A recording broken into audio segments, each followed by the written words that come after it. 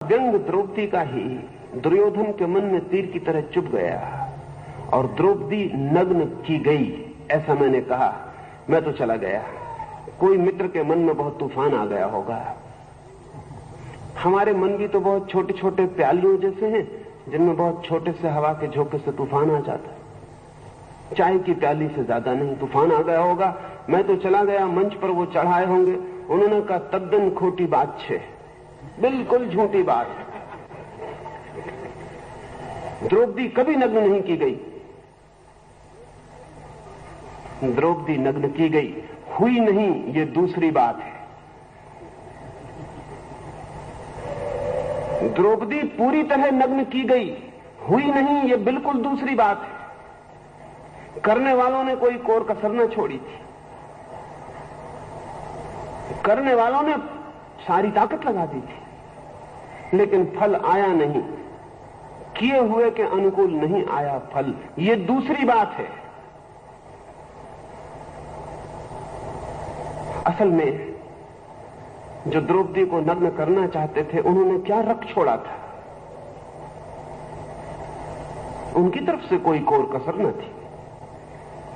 लेकिन हम सभी कर्म करने वालों को अज्ञात भी बीच में उतर आता है, इसका कभी कोई पता नहीं है। वो जो कृष्ण की कथा है, वो अज्ञात के उतरने की कथा है। अज्ञात के भी हाथ हैं जो हमें दिखाई नहीं पड़ते। हम ही नहीं हैं इस पृथ्वी पर। मैं अकेला नहीं हूं, मेरी अकेली आकांक्षा नहीं है, अनंत आकांक्षाएं हैं और अनंत की भी आकांक्षा है। और उन सबके गणित पर अंततः तय होगा कि क्या हुआ। अकेला दुर्योधन ही नहीं है नग्न करने में, द्रौपदी भी तो है जो नग्न की जा रही है। द्रौपदी की भी तो चेतना है, द्रौपदी का भी तो अस्तित्व है। और अन्याय होगा यह कि द्रौपदी वस्तु की तरह प्रयोग की जाए। उसके पास भी चेतना है और व्यक्ति है, उसके पास भी संकल्प है। साधारण स्त्री नहीं है द्रौपदी। सच तो यह है कि द्रौपदी के मुकाबले की स्त्री पूरे विश्व के इतिहास में दूसरी नहीं है। कठिन लगेगी बात, क्योंकि याद आती सीता की, याद आती सावित्री की, और भी बहुत यादें। फिर भी मैं कहता हूं द्रौपदी का कोई मुकाबला ही नहीं। द्रौपदी बहुत ही अद्वितीय है। उसमें सीता की मिठास तो है ही, उसमें क्लियोपेट्रा का नमक भी है।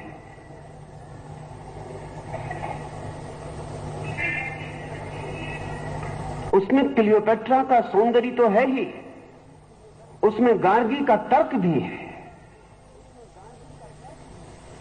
असल में पूरे महाभारत की धुरी द्रौपदी है। वो सारा युद्ध उसके आसपास हुआ है। लेकिन चूंकि पुरुष कथाएं लिखते हैं, इसलिए कथाओं में पुरुष पात्र बहुत उभर के दिखाई पड़ते हैं। असल में दुनिया की कोई महाकथा स्त्री की धुरी के बिना नहीं चलती। सब महाकथाएं स्त्री की धुरी पर घटित होती हैं। वो बड़ी रामायण सीता की धुरी पर घटित हुई है। उसमें केंद्र में सीता है, राम और रावण तो ट्रायंगल के दो छोर हैं, धुरी पर सीता है। एक कौरव और पांडव, और ये सारा पूरा महाभारत और ये सारा युद्ध द्रौपदी की धुरी पर घटा है। उस युग की और सारे युगों की सुंदरतम स्त्री है वो। नहीं, आश्चर्य नहीं है कि दुर्योधन ने भी उसे चाहा हो। असल में उस युग में कौन पुरुष होगा जिसने उसे न चाहा हो? उसका अस्तित्व उसके प्रति चाह पैदा करने वाला था। दुर्योधन ने भी उसे चाहा है। और फिर वो चली गई अर्जुन के हाथ। और यह भी बड़े मजे की बात है कि द्रौपदी को 5 भाइयों में बांटना पड़ा। कहानी बड़ी सरल है, उतनी सरल घटना नहीं हो सकती। कहानी तो इतनी ही सरल है कि अर्जुन ने आके बाहर से कहा कि मां देखो हम क्या ले आए हैं, और मां ने कहा जो भी ले आए वो 5 भाई बांट लो। लेकिन इतनी सरल घटना हो नहीं सकती, क्योंकि जब बाद में मां को भी तो पता चला होगा कि ये मामला वस्तु का नहीं स्त्री का है, ये कैसे बांटी जा सकती है। तो कौन सी कठिनाई थी कि कुंती कह देती कि भूल हुई, मुझे क्या पता कि तुम पत्नी ले आए हो। नहीं, लेकिन मैं जानता हूं कि जो संघर्ष दुर्योधन और अर्जुन के बीच होता, वो संघर्ष 5 भाइयों के बीच भी हो सकता था। द्रौपदी ऐसी थी, वो 5 भाई भी कट मर सकते थे उसके लिए। उसे बांट देना ही सुगमतम राजनीति थी। वो घर भी कट सकता था। वो महायुद्ध जो पीछे कौरव पांडवों में हुआ, वो पांडवों में भी हो सकता था। इसलिए कहानी मेरे लिए उतनी सरल नहीं है। कहानी बहुत प्रतीकात्मक है और गहरी है। वो ये खबर देती है कि स्त्री वो ऐसी थी कि 5 भाई भी लड़ जाते। इतनी गुणी थी, साधारण नहीं थी, असाधारण थी। उसको नग्न करना आसान बात न थी, आंख से खेलना था।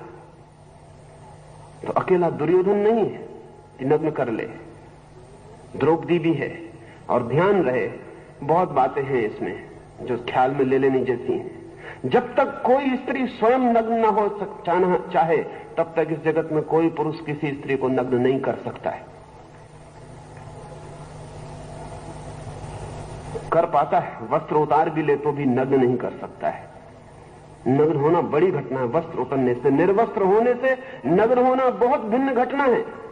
निर्वस्त्र करना बहुत कठिन बात नहीं, कोई भी कर सकता है, लेकिन नग्न करना बहुत दूसरी बात है।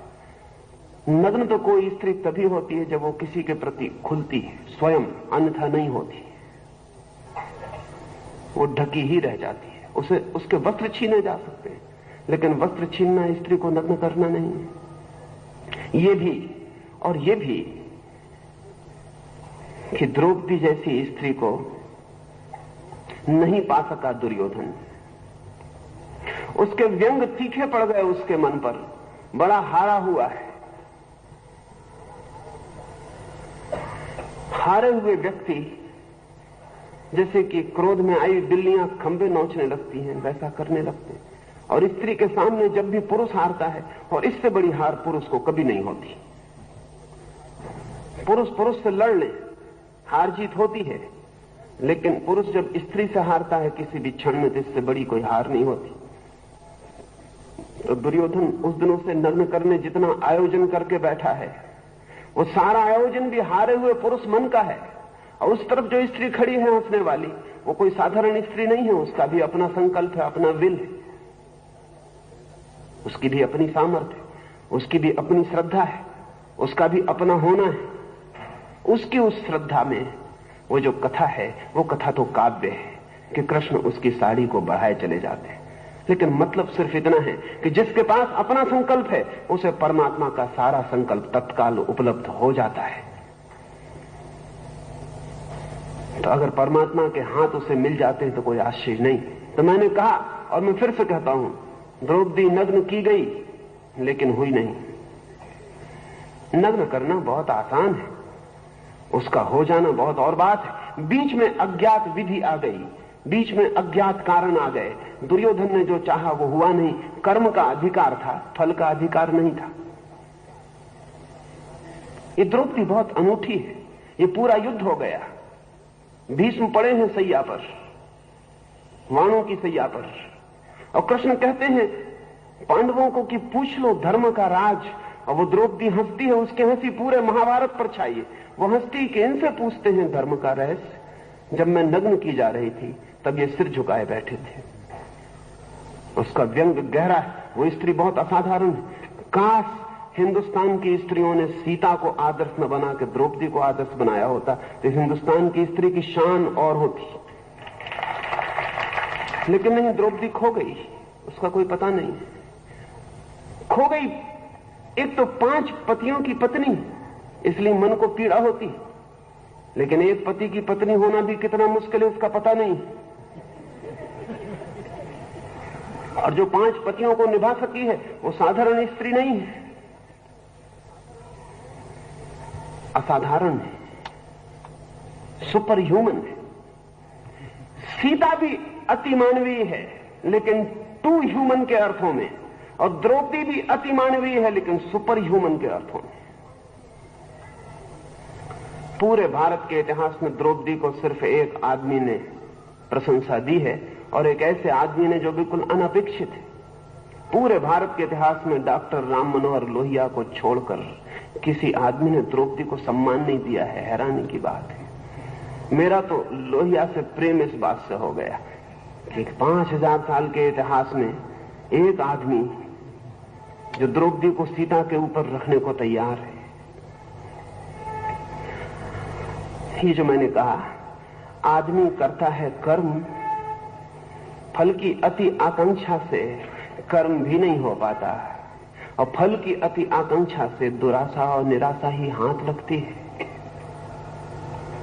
कृष्ण ने यह बहुत बहुमूल्य सूत्र कहा है, इसे हृदय के बहुत कोने में संभाल के रख लेने जैसा है। करें कर्म, वो हाथ में है, अभी है, यही है, फल को छोड़ें, फल को छोड़ने का साहस दिखलाएं, कर्म को करने का संकल्प, फल को छोड़ने का साहस, फिर कर्म निश्चित ही फल ले आता है। लेकिन आप उस फल को मत लाएं, वो तो कर्म के पीछे छाया की तरह चला आता है। और जिसने छोड़ा भरोसे से, उसके छोड़ने में, उसके भरोसे में ही जगत की सारी ऊर्जा सहयोगी हो जाती है। जैसे ही हम मांग करते हैं ऐसा हो, वैसे ही हम जगत ऊर्जा के विपरीत खड़े हो जाते हैं और शत्रु हो जाते हैं। जैसे ही हम कहते हैं जो तेरी मर्जी, जो हमने करना था वो हमने कर लिया, अब तेरी मर्जी पूरी हो, हम जगत ऊर्जा के प्रति मैत्री से भर जाते हैं, और जगत और हमारे बीच, जीवन ऊर्जा और हमारे बीच, परमात्मा और हमारे बीच एक हार्मनी, एक संगीत फलित हो जाता है। जैसे ही हमने कहा कि नहीं, किया भी मैंने जो चाहता हूं वो हो भी